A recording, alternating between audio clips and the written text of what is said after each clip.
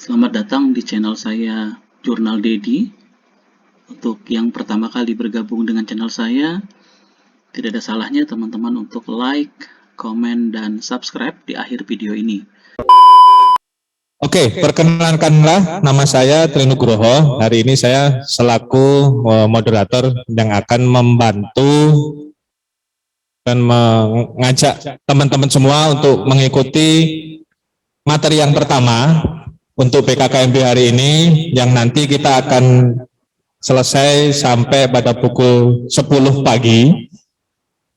Pagi hari ini kita akan belajar tentang sistem pendidikan tinggi di Indonesia. Kita akan belajar tentang macam-macam sistem pendidikan di Indonesia, apa itu politeknik, apa itu institut, kemudian apa itu universitas. Kemudian ketika teman-teman semua di sini sudah mulai masuk ke dalam sistem pendidikan tinggi di Indonesia, kalian punya kewajiban apa? Apa yang harus kalian lakukan dengan Tridharma Perguruan Tinggi?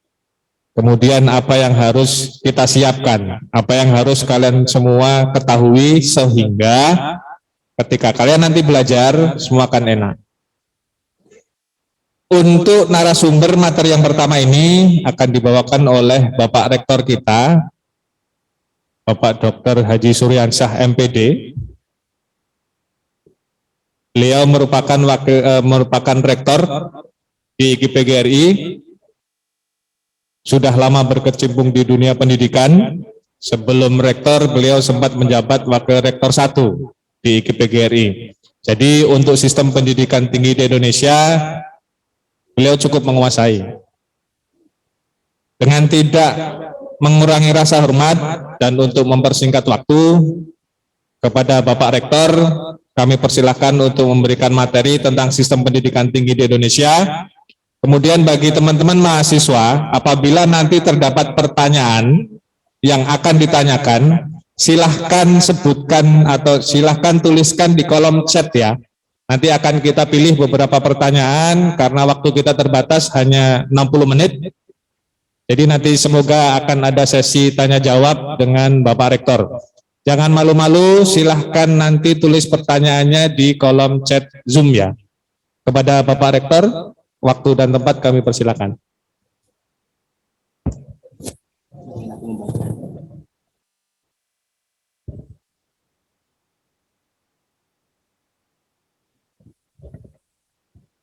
Bismillahirrahmanirrahim. Assalamualaikum warahmatullahi wabarakatuh. Selamat pagi dan salam sejahtera bagi kita semua.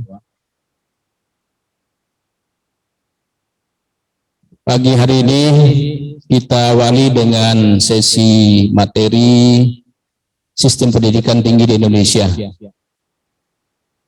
Dan ini kita acu sesuai dengan Undang-Undang Sisdiknas nomor 20 tahun 2012.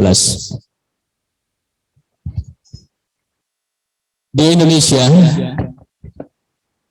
pada umumnya kita melihat bahwa kesempatan untuk belajar secara keseluruhan diberikan oleh pemerintah secara luas, gitu ya. Setiap warga negara tanpa membedakan jenis kelamin, agama, suku, ras, serta latar belakang sosial, semuanya diberikan kesempatan untuk mengikuti pendidikan, termasuk pendidikan tinggi. Dan pemerintah juga sudah mempersiapkan semua akses untuk melanjutkan pendidikan ini, ya, baik itu membuka perguruan tinggi yang ada di daerah dengan memperkuatnya dan mengakses perguruan tinggi yang bersifat terbuka. Sehingga kita bisa lihat hampir semua warga negara Indonesia itu difasilitasi, gitu ya, disiapkan kampus di mana mereka punya potensi untuk melanjutkan studi pendidikan tingginya. Apa sih sebenarnya pendidikan tinggi itu? Ini yang perlu juga dipahami, karena ada dua istilah yang harus betul-betul dipahami oleh mahasiswa. Yang pertama yang disebut dengan perguruan tinggi, kemudian yang kedua pendidikan tinggi. Ya, dua padanan ini harus bisa dipahami dengan baik, sehingga nanti jangan sampai keluar dari kampus tidak paham apa itu perguruan tinggi, apa itu pendidikan tinggi. Pendidikan tinggi adalah pendidikan pada jalur pendidikan sekolah, pada jenjang yang lebih tinggi daripada menengah. Nah, adik-adik sekalian, saudara mahasiswa yang baru, sebelumnya itu sudah melakukan pendidikan yang namanya pendidikan menengah. Jadi di Indonesia itu kan ada jenjang pendidikan dasar, menengah itu ada dua, menengah pertama dengan menengah atas. Ya, SMP, SMA itu menengah pertama dan menengah atas. Dasar itu adalah SD sama PAUD gitu ya, pendidikan dasar itu basic. PAUD itu dasar, kemudian SD, kemudian dua pendidikan menengah itu SMP sama SMA, kemudian pendidikan tinggi itu jenjang gitu ya. Jadi pendidikan tinggi itu adalah jenjang. Sementara perguruan tinggi itu adalah badan penyelenggaranya. Ya. Jadi perguruan tinggi itu bisa menyelenggarakan berbagai pendidikan-pendidikan. Kita ambil contoh misalnya perguruan Muhammadiyah. Itu ada pendidikan SD, ada pendidikan SMP, ada perguruan tingginya, pendidikan tingginya.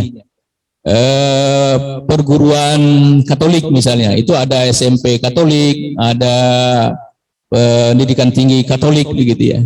Nah, begitu juga dengan perguruan tinggi lain, termasuk PGRI.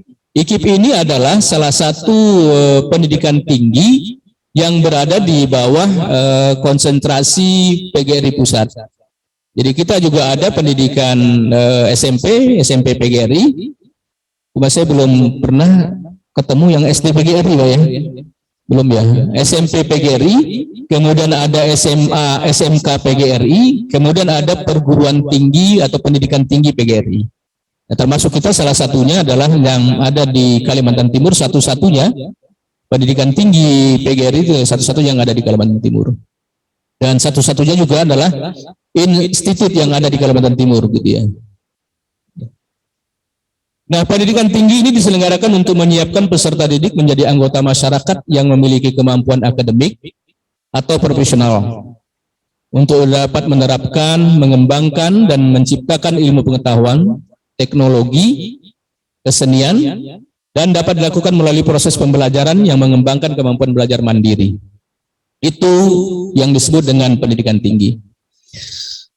Tujuan pendidikan tinggi secara umum itu ada dua. Yang pertama, menyiapkan peserta didik menjadi anggota masyarakat yang memiliki kemampuan akademik. Jadi tujuannya adalah menyiapkan bagaimana peserta didik yang dalam hal ini adalah mahasiswa menjadi anggota masyarakat yang memiliki kemampuan akademik atau profesional yang dapat menerapkan pengembangan dan menciptakan ilmu pengetahuan, teknologi atau kesenian. Yang kedua, tujuan pendidikan tinggi adalah mengembangkan dan menyebarluaskan ilmu pengetahuan. Mengembangkan dan menyebarluaskan ilmu pengetahuan, teknologi, kesenian, serta mengupayakan penggunaannya untuk meningkatkan taraf kehidupan masyarakat dan memperkaya kebudayaan nasional. Itu yang bisa kita lihat dari tujuan pendidikan tinggi. Jadi nuansanya adalah akan mencetak tenaga-tenaga yang memang nanti mampu siap untuk berkiprah di masyarakat. Baik itu di pemerintahan gitu ya, maupun di kegiatan-kegiatan di luar pemerintahan. Klasifikasi pendidikan tinggi secara umum itu ada 3. Yang pertama adalah pendidikan akademik, kemudian pendidikan vokasi, dan pendidikan profesional. Nah, ini yang perlu sangat juga dipahami oleh mahasiswa. Sekarang saya ini kuliahnya di mana ya? Pendidikan akademik, pendidikan vokasi, apa pendidikan profesional? Nah, kita kadang-kadang juga sering dibingungkan dengan apa sih perbedaan mendasar antara pendidikan akademik, pendidikan vokasi, maupun pendidikan profesional ini. Kita lihat secara sederhana yang disebut dengan pendidikan akademik. Pendidikan akademik di tingkat pendidikan tinggi adalah pendidikan yang diarahkan terutama pada penguasaan ilmu pengetahuan dan pengembangannya. Pendidikan akademik mengutamakan peningkatan mutu dan perluasan wawasan ilmu pengetahuan.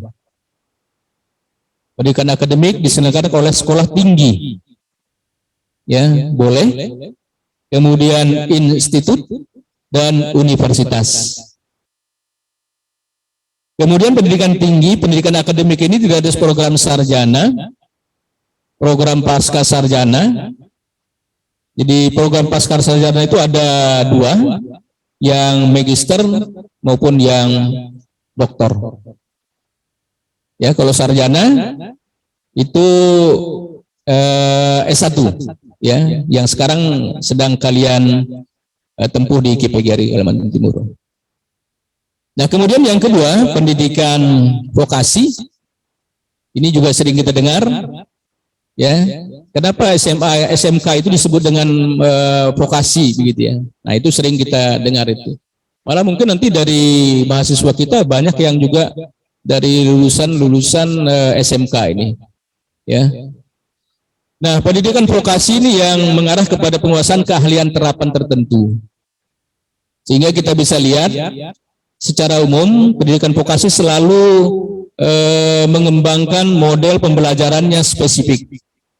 Kalau di SMK, pendidikan vokasi itu jelas dilihat dari program keahliannya. Ya, kalau di SMA itu jurusan ya, jadi ada jurusan IPA, IPS, bahasa. Kalau di SMK itu program keahlian namanya. Kita ambil contoh misalnya di tetangga kita dekat sini itu ada SMK 3. Mereka punya program keahlian tata boga, tata busana, perhotelan gitu ya. Itu vokasi.